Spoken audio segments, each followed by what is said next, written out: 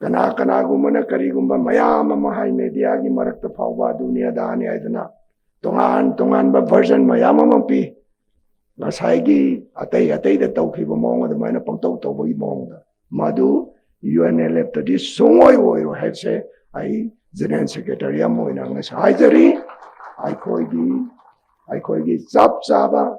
India government ge su yanabadi ai khoigi ningka tamba hanjalan ba haibani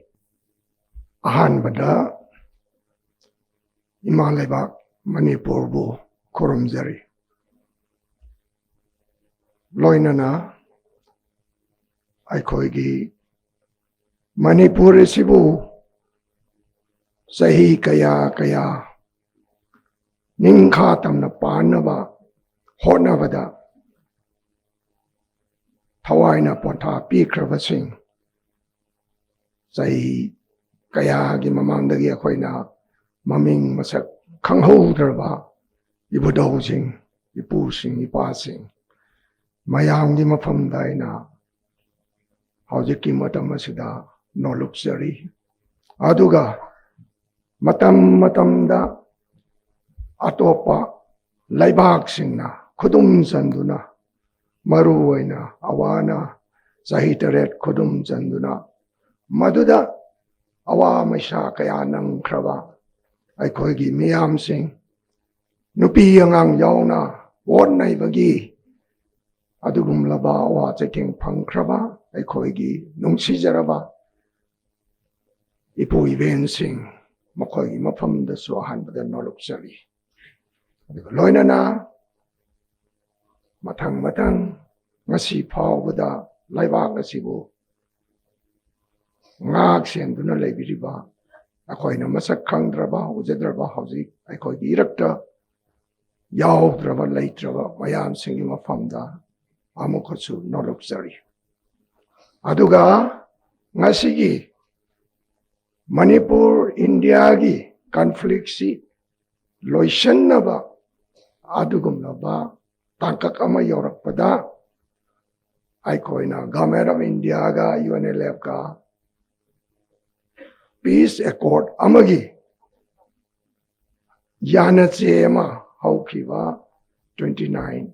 November da akoina kui ming yengaduna yanakraba adugi matungda aikoigi Manipur gi laibak ngakpiriba asigi lusung puren oibiriba ikai khomnabzarba akoigi chief minister na aikoibu mafam asida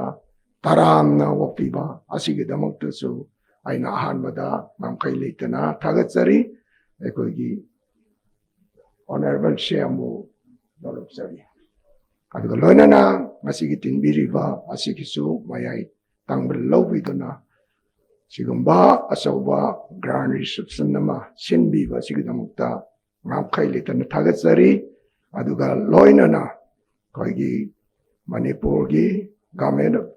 India da lengak ki sarwina yauriba MP aduga koigi state ki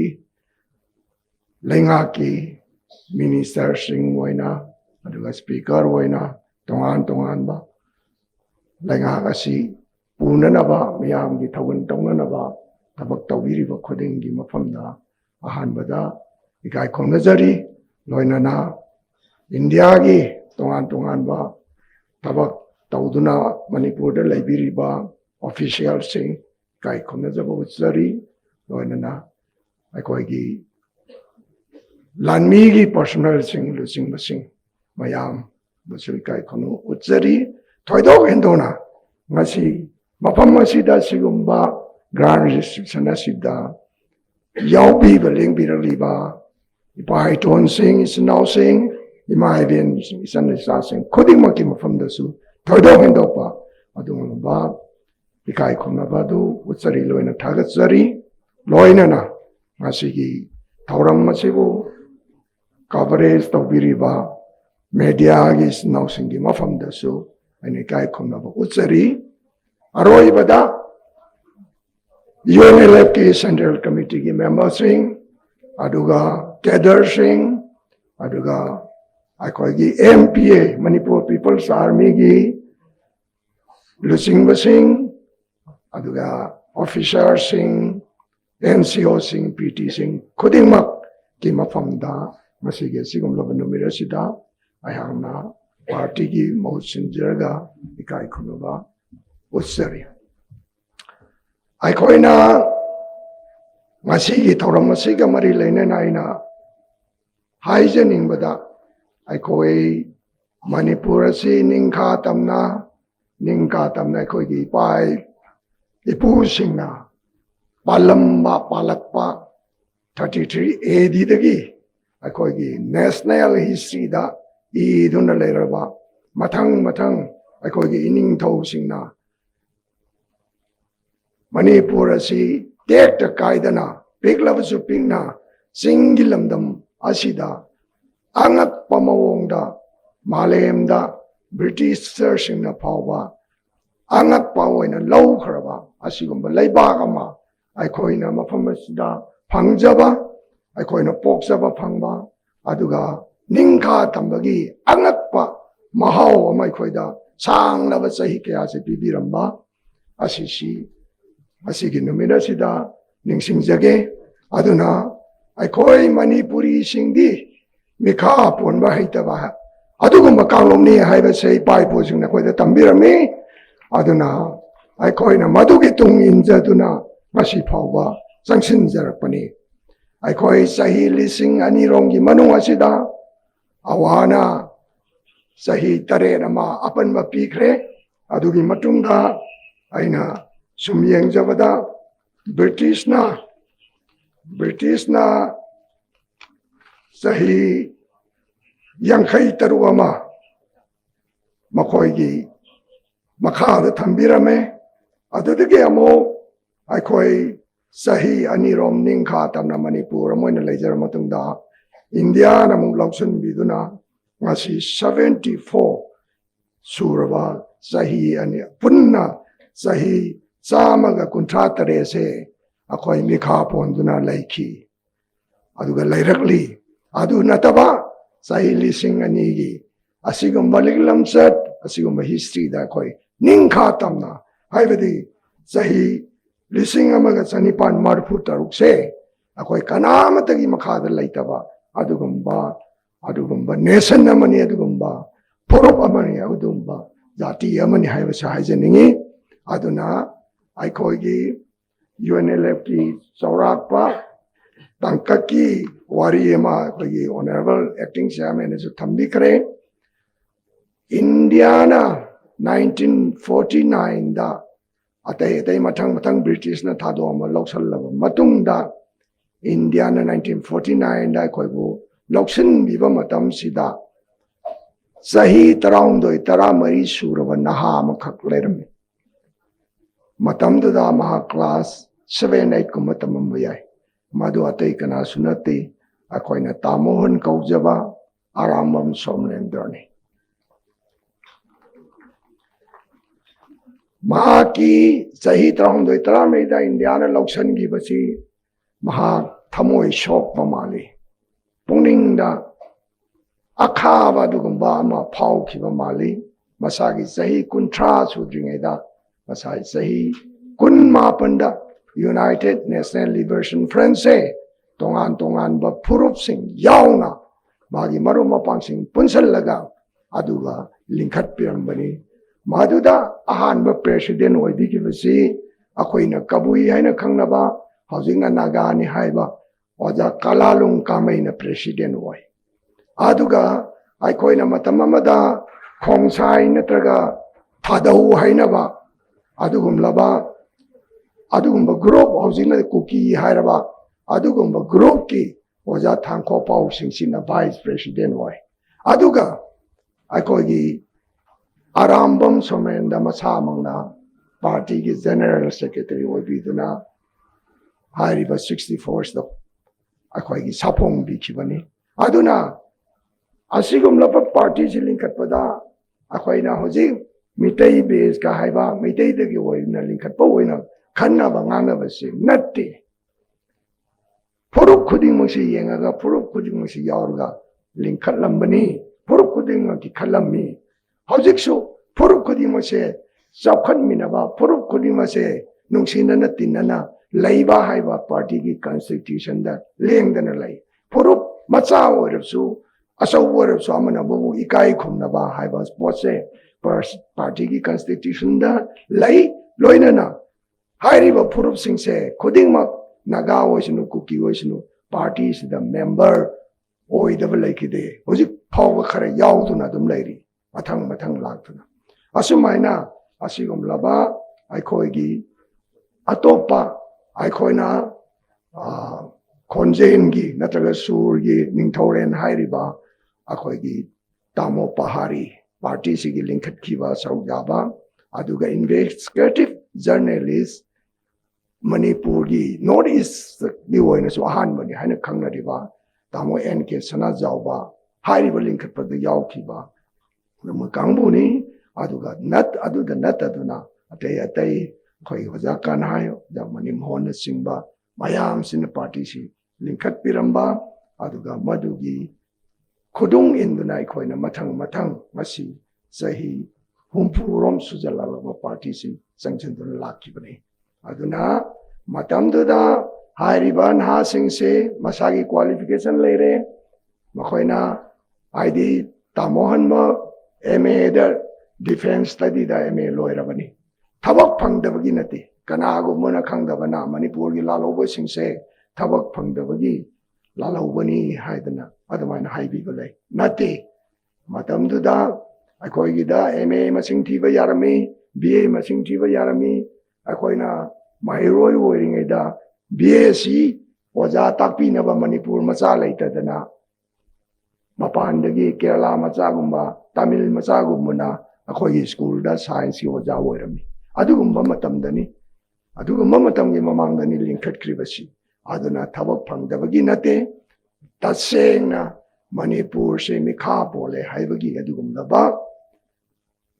chaba nungnangba nungaitaba ipai pugi sanglaba matamana ningtan lerambado madu mangkhibaduda aduda haurakhiba lalhauni haibasaina ngasi mayamni mamangda thamjage aduga loinana asigumba phibamse matam sangna India gi mamangda pankhiba government singna law and order gi phibamni masidi haibana singba masidi khulaina namtharga yagadawani khulai gi mamangda kanabu kano tawum lem kano tawna laigidage kanabu khakpa thamgadage haidana khulaina namthage haidana adumaina hona khare mayamama adubu angakpadi haujiki India government gi laingak paibirimba asigumba government asinadi madu lali masidi manipur da lairiba manipur da horiba lansidi law and order gi wafam nate masidi political oiba laingak ki oiba mungnabani haibase wakhal tawbiraktuna masigi pausi akoi ngasi mayai tangul lawbiriba honorable chief minister na akoi gi party da convey toraktuna haujiki government na lairiba asigumba manipur India gi conflict se khulaina loisanba yaroi political yu adugumba dialogue ama tawrga loisanba yagani haiba convey tawbirakpadagi akoi gi party na masi khanaba hauki chahi kuire chahi anirongi mamangdani masi khanaba haureisi matamda masidi akoi gi rakta yaubidraba akoi gi honorable Chairman Kundong Mam Pambai akoina Pambai haise magna masi chaba takagamani government of India na akoida wari sasi haidana UNLF the propose tawrali base matang chare akoi masi tawrasi haibase akoida haibiri maduda akoi shu chairman natraga general secretary na natragana mi kharana kedar kharna hekta yarga thabuksi tawbu natte tawbu yadi party ki constitution da punamasi central committee lay central committee ne yarga su kadar haiba group ama lay mi yamber basu yankai humbu da war basu lay ba adu ma kadar lay kadar gi ayaba party members singi lairiba MPA singi lairiba mayam Manipur People's Army gi lairiba mayam gi wakhallon asi aikoina nainaraba matungda government of India na tawrangliba proposal ase aikoi yaba masida sanctionba matam sab sai masi tawgadabani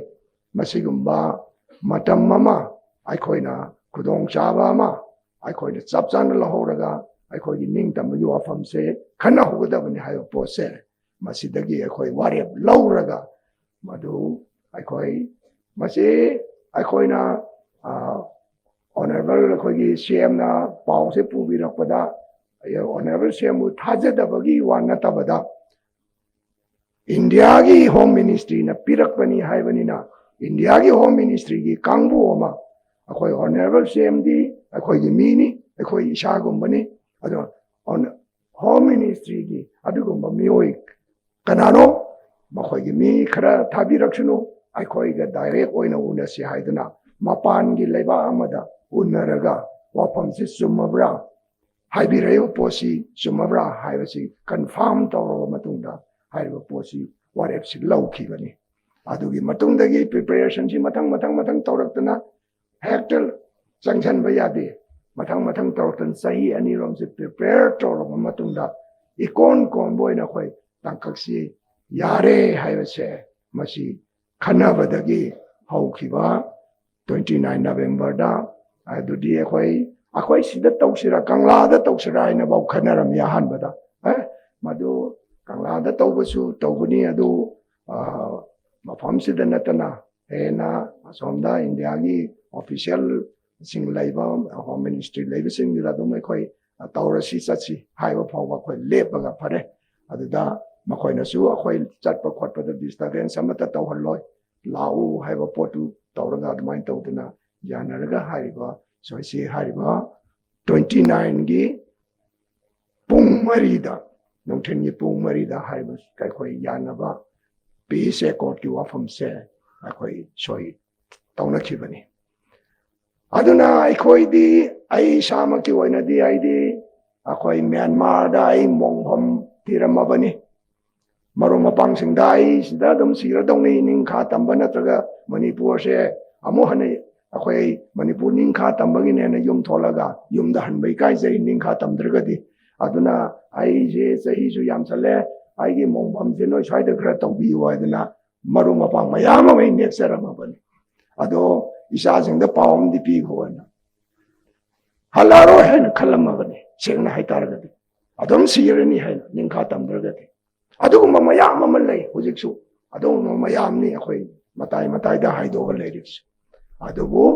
asigumba phibamsi lakpadagi akhoi mayam ne sida